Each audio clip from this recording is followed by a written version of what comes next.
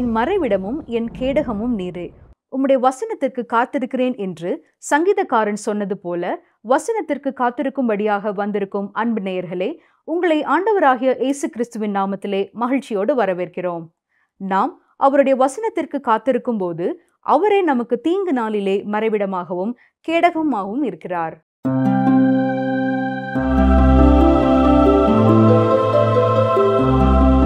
கர்த்தருடைய பரிசுத்த நாமத்திற்கு மகிமை உண்டாவதாக. இன்று நாம் எசேக்கியேல் 38 அதிகாரத்தில் முதல் 7 வசனங்களை கற்றுக்கொள்வோம். எசேக்கியேல் 37 அதிகாரத்தில் நாம் பார்ப்பது போல தேவன் இஸ்ரவேல் ஜனங்களுக்கு ஒரு திட்டவட்டமான குறிப்பிட்ட நோக்கத்தை எதிர்காலத்திலே வைத்திருக்கிறார். அதை குறித்து தான் இந்த 2 அதிகாரங்களிலேயும் நாம் பார்க்கிறோம். கடைசி நாட்களில் இஸ்ரவேல் தேசத்திற்கு எதிராக வரும் எதிரியை குறித்து தான் இவை சொல்லுகின்றன. 38, 39 அதிகாரங்களில் நாம் பார்க்கும் எதிரி ரஷ்ய தேசம் என்று பல்வேறு பண்டிதர்களைப் போல நாமும் விசுவாசிக்கலாம். இவ்வாறு நாம் விசுவாசிப்பதற்கு நமக்கு உதவும் பலரறிந்த ஒரு பகுதி என்றால் அது எசேக்கியேல் 38, 39 அதிகாரங்கள் தான். இந்த அதிகாரங்களிலே தான் கோகு, மாகோகு இவைகளின் நிராகரிப்பை பார்க்கிறோம். எசேக்கியேலின் தீர்க்க தரிசனங்களை புரியாமல் சிலர் இதற்கு வித்தியாசமாய் அர்த்தம் கொடுத்திருக்கிறார்கள். ஆனால் இதை நாம் புரிந்து கொள்வதற்கு நமக்கு உதவி செய்யும் 3 முக்கியமான குறிப்புகளை சொல்கிறேன், கவனியுங்கள். மொழியியல் குறிப்பு, புவியியல் குறிப்பு மற்றும் தத்துவம் அல்லது கருத்தியல் குறிப்பு. இவை 3ம் இதை நமக்கு தெளிவுபடுத்துகின்றன. முதலாவதாக மொழியியல் குறிப்பு.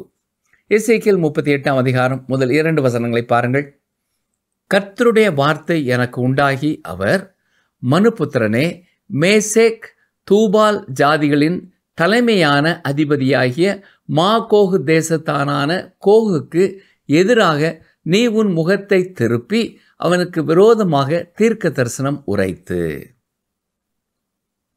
கடவுள் என்பது ஆட்சியாளரை குறிக்கும் ஒரு சொல், அதாவது கூரை என்று கூறலாம். இதன் பொருள் உண்மையில் மேலே உள்ள மனிதன்.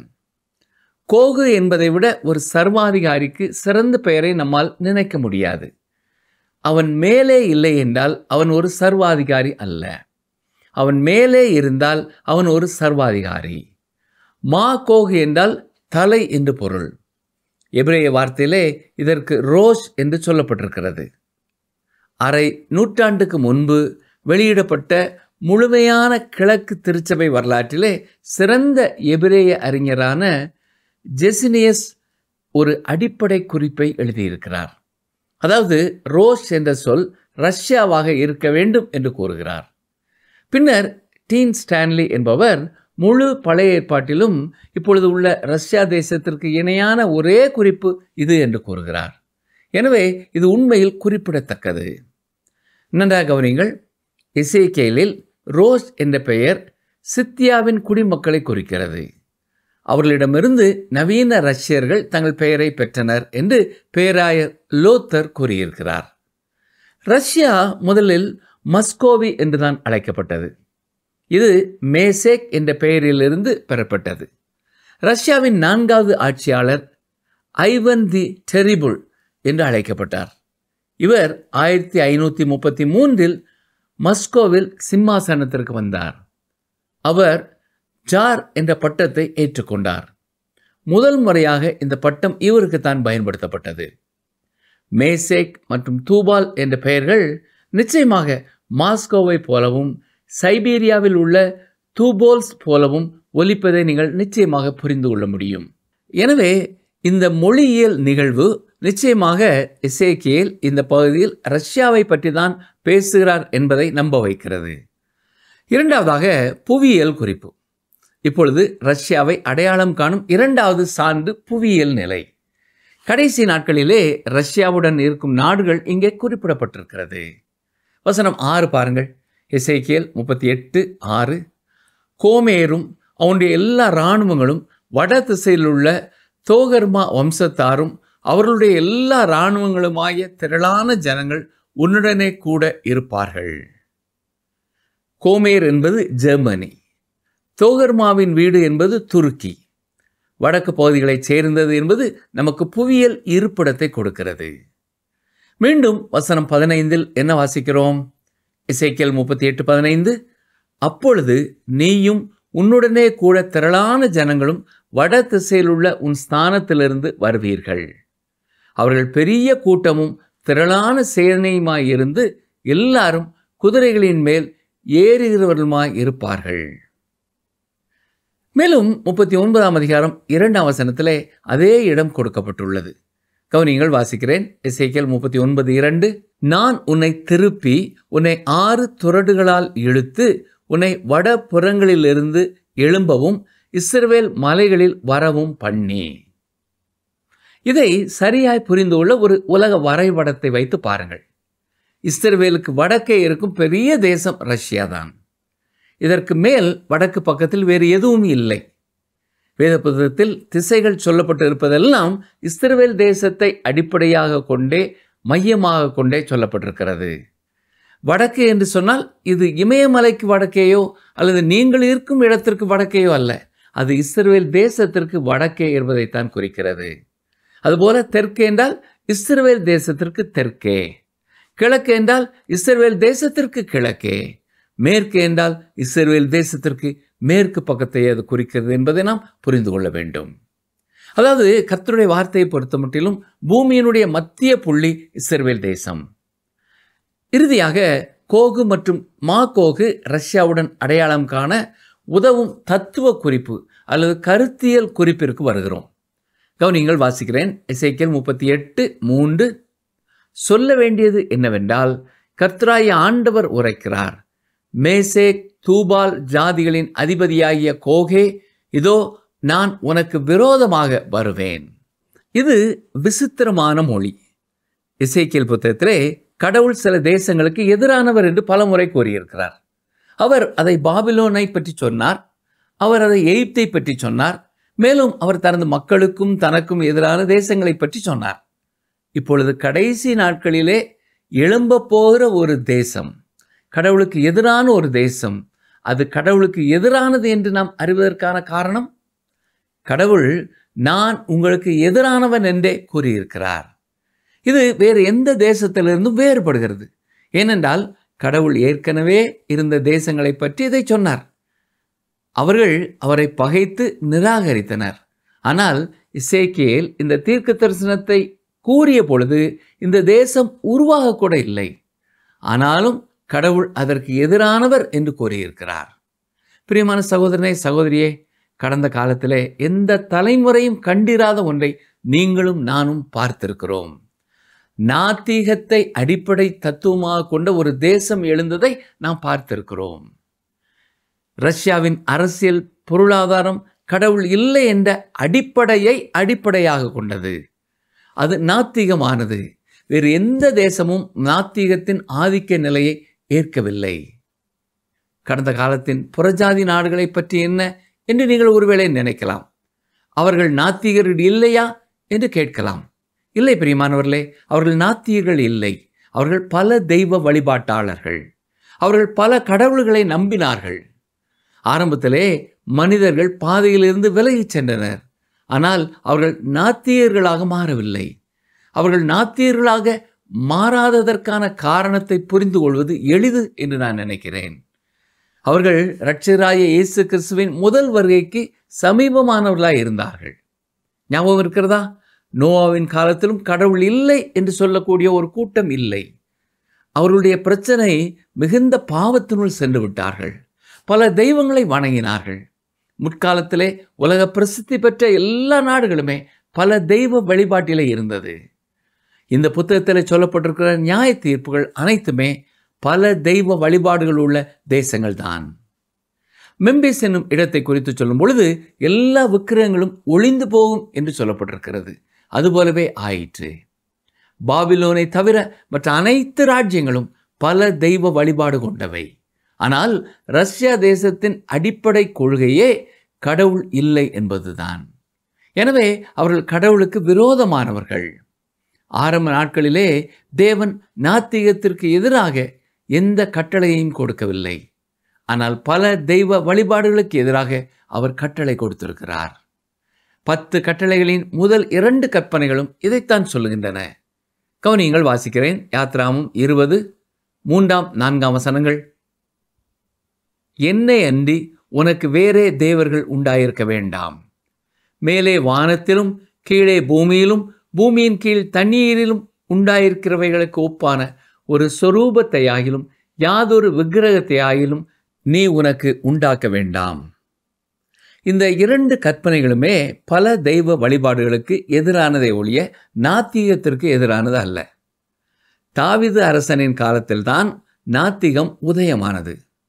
சங்கீதம் 14:1 நாம் வாசிப்பது என்ன? தேவன் இல்லை என்று மதிகட்டவன் தன் இருதயத்தில் சொல்லிக் கொள்ளுகிறான். கடவுள் இல்லை என்று சொல்லுகிற ஒரு மனிதன் மதிகட்டவன் என்று சொல்லப்பட்டிருக்கிறது. அப்படி என்றால் ஒரு தேசமே கடவுள் இல்லை என்று சொல்லுகிறது. அப்படி என்றால் அது எவ்வளவு பெரிய மதியினம்! உலகில் உயர்ந்த நிலையில் இருந்த பலர் இதை குறித்து ரஷ்யாவை எச்சரித்திருக்கிறார்கள். வின்சென்ட் சர்ச்சில் ரஷ்யாவை எச்சரித்திருக்கிறார். ரூபே கோல்பெர்க் என்பவர் ஒரு கேலி சித்திரம் வரைந்து அதற்கு Joe Stalin the great upside down philosopher என்று பெயரிட்டார். அந்த கேலி சித்திரத்திற்கு கீழ் எழுதப்பட்டிருந்த வாசகங்களை வாசிக்கிறேன், கவனியுங்கள். மேல்தான் கீழ், கருப்புதான் வெள்ளை, தூரம் என்பது சமீபம், பகல் என்பது இரவு, சிறியது என்பது பெரியது, உயரம் என்பது தாழ்வானது, குளிர் என்பது வெப்பமானது, ஆம் என்பது இல்லை. இப்பொழுது புரிகிறதா அவர் என்ன சொல்ல வருகிறார் என்பது? ஆம் பிரியமானவர்களே, இதுதான் ரஷ்யா தேசத்தின் அடிப்படை தத்துவம். ரஷ்யா தேசத்தைச் சேர்ந்த ஸ்டாலின் கூறிய பொழுது இவ்வாறு கூறியிருக்கிறார்: பூமியின் அரசனை நாங்கள் பதவி நீக்கம் செய்துவிட்டோம், இப்பொழுது சொர்க்கத்தின் ஆண்டவரை அரியணையிலிருந்து இறக்குவோம் என்று கூறினார். ரஷ்யாவின் ஸ்புட்னிக் என்று அழைக்கப்படும் ஒரு ராக்கெட் சந்திரனை கடந்து அது சூரியனை நோக்கி செல்லும் பொழுது ரஷ்யாவின் வானொலியிலே கூறப்பட்ட வார்த்தைகள் என்ன தெரியுமா? எங்கள் ராக்கெட் சந்திரனை கடந்து சென்றது, அது சூரியனை நெருங்குகிறது, நாங்கள் கடவுளை கண்டுபிடிக்கவில்லை, எந்த மனிதனும் மீண்டும் ஒளியேற்ற முடியாத விளக்குகளை நாங்கள் பரலோகத்தில் அணைத்திருக்கிறோம், நற்செய்தியின் நுகத்தை நாங்கள் உடைக்கிறோம், கிறிஸ்து புராணங்களுக்கு தள்ளப்படுவார் என்றுதான் அந்த வானொலி செய்தி கூறியது. அவர்கள் அப்படி சொன்ன பொழுது அவர்கள் மனதிலே என்ன இருந்தது என்று நான் அடிக்கடி யோசித்திருக்கிறேன். கடவுள் சந்திரனின் மறுபக்கத்திலிருந்து வேடிக்கை பார்க்கிறார் என்று அவர்கள் நினைத்தார்களா? அவர்கள் சந்திரனின் மறுபக்கத்தை பார்த்த போதும் கடவுளை காணாததால் அவர் இல்லை என்பதை அது நிரூபித்ததா? தலைகீழான தத்துவ ஞானியின் காரணம் இதுதான். இருப்பினும் கடவுள் அவர்களை வீழ்த்திவிட்டார். ரஷ்யா உருவாவதற்கு முன்னமே கடவுள் நான் உனக்கு விரோதமாய் வருவேன் என்று கூறிவிட்டார். பிரியமானவர்களே, இந்த 3 காரணங்களால் எப்படி ரஷ்யா கோகு மாகாகோடு எப்படி பொருந்துகிறது என்று பார்த்தீர்களா? மொழியியல் குறிப்பு, புவியியல் குறிப்பு மற்றும் தத்துவம் அல்லது கருத்தியல் குறிப்பு, இவை 3ம் இதை நமக்கு தெளிவுபடுத்துகின்றன. ரஷ்யாவை நாம் இனம் கண்டுகொள்ள கொடுக்கப்பட்டுள்ள 3 குறிப்புகள் இவைகள்தான். சரி, எசேக்கியேல் 39ஆம் அதிகாரத்திற்கு வரும்பொழுது மீண்டும் தேவன் ரஷ்யா தேசத்திற்கு எதிராய் வருவார் என்பதை தெளிவுபடுத்துகிறார். மேலும் வடக்கு புறத்தில் இருக்கிற இந்த ரஷ்யா தேசம் மற்ற தேசங்களோடு சேர்ந்து எப்படி இஸ்ரவேலுக்கு எதிராக வரும் என்பதை குறித்தும் நாம் பார்க்கலாம். இப்பொழுது உங்கள் உள்ளத்திலே உள்ள ஒரு கேள்வி எழும்பலாம்: ஏன் இவர்கள் இஸ்ரவேல் தேசத்திற்கு எதிராக வரப்போகிறார்கள்? எசேக்கியேல் 38:4 பாருங்கள். நான் உன்னை திருப்பி உன் வாயில் துறடுகளை போட்டு உன்னையும் உன்னுடைய எல்லா சேனையையும் குதிரைகளையும் சர்வாயுதம் தரித்த குதிரை வீரர்களையும் பரிசையும் கேடகமுடைய திரளான கூட்டத்தையும் புறப்பட பண்ணுவேன். அவர்கள் எல்லாரும் பட்டயங்களை பிடித்திருப்பார்கள். உன் வாயில் துறடுகளை போட்டு உன்னையும் திரளான கூட்டத்தையும் புறப்பட பண்ணுவேன். இதை பலர் தவறாய் புரிந்திருக்கிறார்கள். உன் வாயில் துறடுகளை போட்டு இஸ்ரவேல் தேசத்தினுள் அவர்கள் வந்த பின் தேசத்தை விட்டு உன்னை வெளியே இழுப்பேன் என்று கர்த்தர் சொல்லவில்லை. தேவனே அவர்களை இஸ்ரவேல் தேசத்திற்குள் கொண்டு வந்து அங்கே அவர்களை நியாயம் தீர்க்கப் போகிறார். அப்படி அங்கே உள்ளே சென்ற ஒருவரும் அங்கிருந்து திரும்ப போவதில்லை. பாருங்கள், எசேக்கியேல் 39:11. அந்நாளில் இஸ்ரவேல் தேசத்திலே சமுத்திரத்துக்கு கிழக்கே பிரயாணக்காரரின் பள்ளத்தாக்கை புதைக்கிற ஸ்தானமாக கோகுக்கு கொடுப்பேன். அது வழிப்போக்கர் மூக்கை பொத்தி கொண்டு போக பண்ணும். அங்கே கோகையும் அவனுடைய எல்லா சேனையையும் புதைத்து அதை ஆமோன் கோகின் பள்ளத்தாக்கு என்பார்கள். இந்த வசனத்தை வாசிக்கும் பொழுது கர்த்தர் அவர்களை இஸ்ரவேல் தேசத்தை விட்டு வெளியே இழுத்து கொண்டு போக போவதில்லை. இதுவரை உலகம் கண்டிராத ஒரு பெரிய யுத்தத்தில் கலந்து கொள்ளும் அத்தனை பேரையும் கர்த்தர் அங்கேயே அழிக்கப் போகிறார். அது ஒரு சவக்கிடங்காக மாறப்போகிறது. உன் வாயில் குறடுகளை போட்டு உன்னை இஸ்ரவேல் தேசத்திற்குள் இழுத்து கொண்டு வருவேன் என்றுதான் கர்த்தர் சொல்லியிருக்கிறார். இந்த குறிப்பிட்ட காலம் வரும் பொழுது இஸ்ரவேல் ஜனங்கள் தங்கள் சொந்த தேசத்தில் இருப்பார்கள். பல 100 ஆண்டுகளாக அவர்கள் அந்த தேசத்தில் இல்லை. தீத்துராயன் கிறிஸ்துக்கு பின் 70வது ஆண்டிலே எருசலேமை அழித்த பின் உலகம் முழுவதும் அடிமைகளாய் அவர்கள் சிதறடிக்கப்பட்டார்கள். அந்த தேசம் பாலும் தேனும் ஓடுகிற தேசமாய் இல்லை. இஸ்ரவேலின் தென்பகுதி ஒரு காலத்தில் அடர்ந்த காடாய் இருந்திருக்கிறது. தேவன் அது எல்லாவற்றையும் அழிப்பேன் என்றார். அப்படியே ஆயிற்று. இந்த குறிப்பிட்ட இடத்தில்தான் ஏசபேலின் கொலை மிரட்டலுக்கு பயந்து எலியா சூறைச் செடியின் கீழே படுத்து கிடந்தான். இன்று எலியா அங்கே வந்தால் அவன் ஒளிந்து கொள்ள எந்த மரமும் அங்கே இல்லை. அந்த காடு அழிக்கப்பட்டு விட்டது. இஸ்ரவேல் தேசத்தை குறித்து மார்க் ட்வைன் என்பவர் சொல்லும் பொழுது, பாலஸ்தீன தேசம் இன்று நேசிக்க ஒருவரும் இல்லாமல் தனிமையில் ரெட்டு உடுத்தி சாம்பலில் உட்கார்ந்திருக்கிறது. நம்பிக்கை இல்லாமல் இருதயம் உடைந்த நிலையில் இருக்கிறது.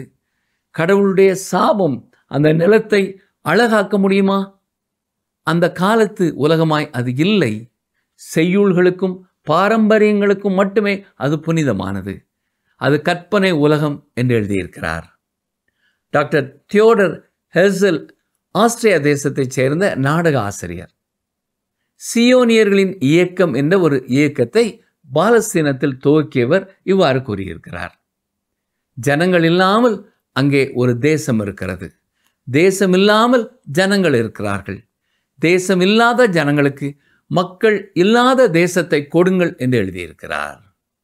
அது மட்டுமல்ல, டாக்டர் செயின் வெய்ஸ்மன் என்பவர் சொல்லும் பொழுது, இஸ்ரேல் தேசத்தின் முதல் தலைவர் இங்கிலாந்து மற்றும் அமெரிக்க நாட்டு தலைவர்கள் இருந்த ஒரு கூட்டத்திலே பேசும் பொழுது, யூதர்களின் தேசம் ஆவியின் தேசம், இஸ்ரவேலரின் கடவுளே அவர்களை இதுவரைக்கும் உயிரோடு வைத்திருந்தார் என்று கூறியிருக்கிறார்.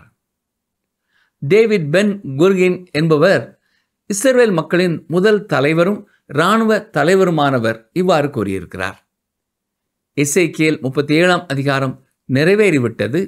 இஸ்ரவேல் தேசம் மேசியாவின் காலடி சத்தத்தை கேட்கிறது என்றார். இன்று இஸ்ரவேல் மக்கள் இந்த சிந்தனையிலிருந்து விலகி போய்விட்டார்கள். டெல் அவிவில் நடைபெற்ற இஸ்ரவேல் தேசத்தின் 25வது ஆண்டு விழாவில் அரங்கத்தின் மேடையில் பின்புறம் ஒரு கருத்து வாக்கியம் எழுதப்பட்டிருந்தது. எபிரேய மொழியிலேயும் ஆங்கில மொழியிலும் அது இருந்தது. ஆங்கிலத்திலே science will bring piece to this land, அதாவது விஞ்ஞானம் இந்த தேசத்திற்கு சமாதானத்தை கொண்டு வரும் என்று எழுதப்பட்டிருந்தது. பழைய ஏற்பாட்டிலே நான் வாசிப்பது என்ன? மேசியா அந்த தேசத்திற்கு சமாதானத்தை கொண்டு வருவார். அப்படி என்றால் அவர்கள் இப்பொழுது புதிய ஒரு மேசியாவை தேடுகிறார்கள் என்று சொல்லலாம். கர்த்தருடைய நேரம் வரும்பொழுது ரஷ்யா இஸ்ரேல் தேசத்திற்குள்ளே நுழையும். லார்ட் பிவர்லி என்பவர் கூறும்பொழுது, ரஷ்யா மேற்கு ஐரோப்பாவினுள் நுழையாது, அதற்கு பதிலாய் ஆசிய தேசத்திற்குள்ளும் இஸ்ரேலுக்கு கிழக்கே உள்ள தேசங்களுக்குள்ளும் நுழையும் என்கிறார். இந்த கருத்தை டக்ளஸ் மெக்கார்த்தர் உறுதி செய்கிறார். லார்ட் பிவர்லி இதை கூறிய பொழுது 2ஆம் உலகப் போருக்கு பின் ரஷ்யா மேற்கு ஐரோப்பாவில் நுழையும் என்று எதிர்பார்த்தார்கள். ஆனால் ரஷ்யா அவ்வாறு நுழையவில்லை. கர்த்தர் என்ன கூறியிருக்கிறார்? நான் உன்னை திருப்பி உன் வாயில் துறடுகளை போட்டு உன்னை இஸ்ரவேல் தேசத்தினுள் இழுத்து கொண்டு வருவேன் என்று கூறியிருக்கிறார்.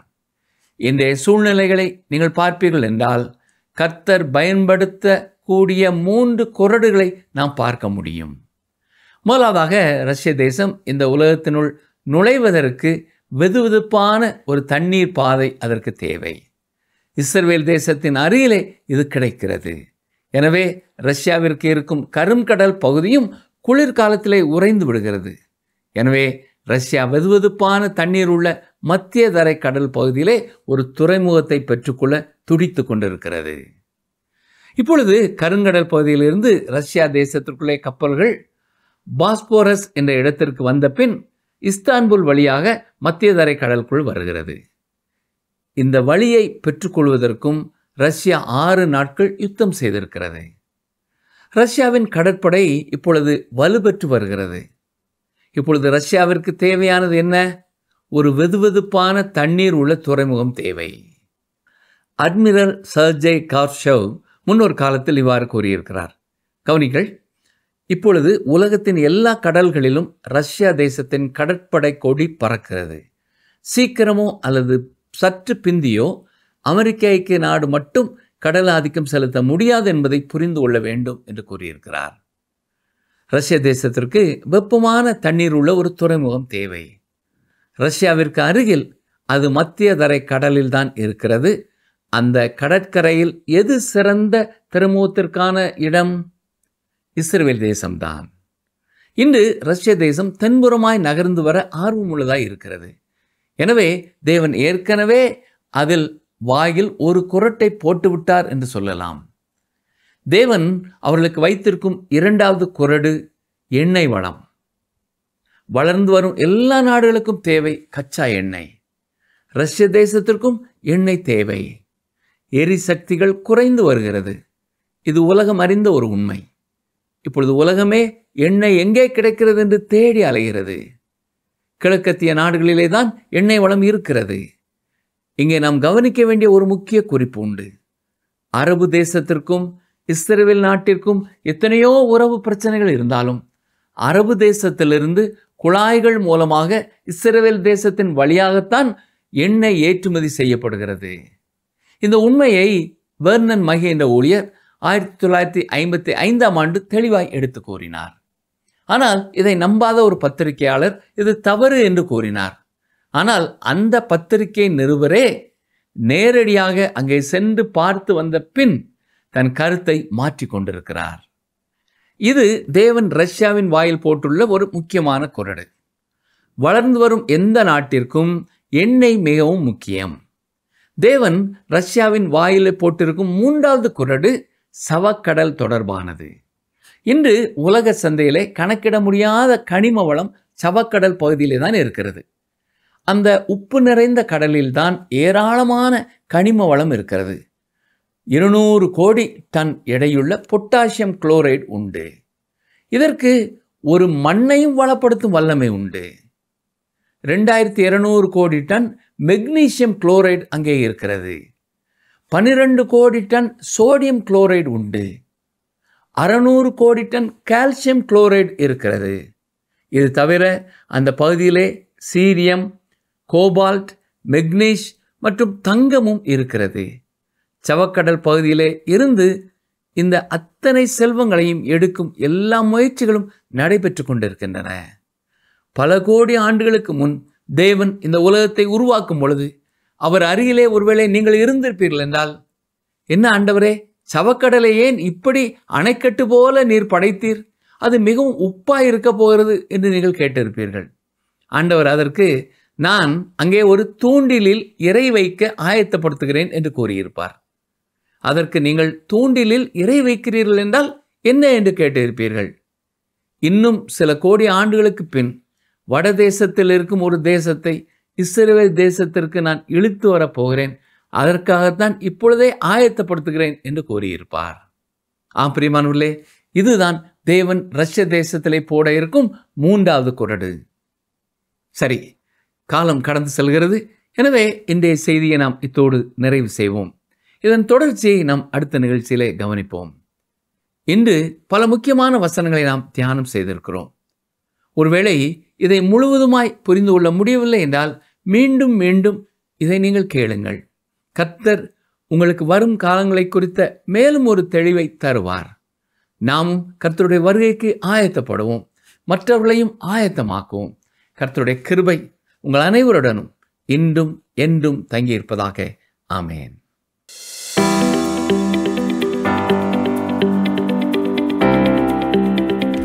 கோகு எந்த ஜாதிகளின் தலைமையாயிருந்தான்? கோகு எந்த ஜாதிகளின் தலைமையாயிருந்தான்? Option A Meshech Tubal, option B Magog, option C கல்தேயர்.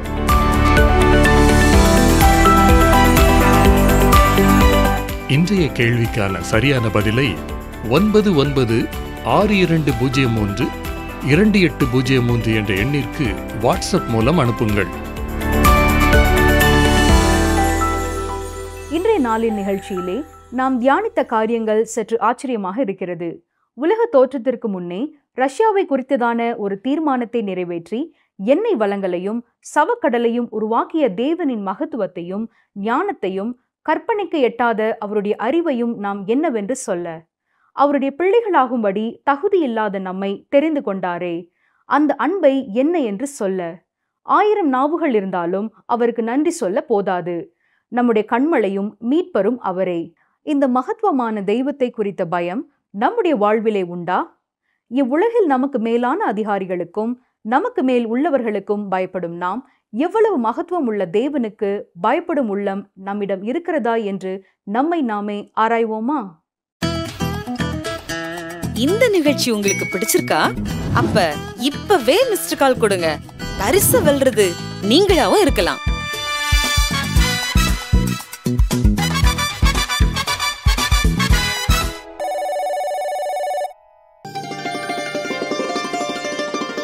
குதிரை யுத்த நாளுக்கு ஆயத்தமாக்கப்படும், ஜெயமோ கர்த்தரால் வரும்.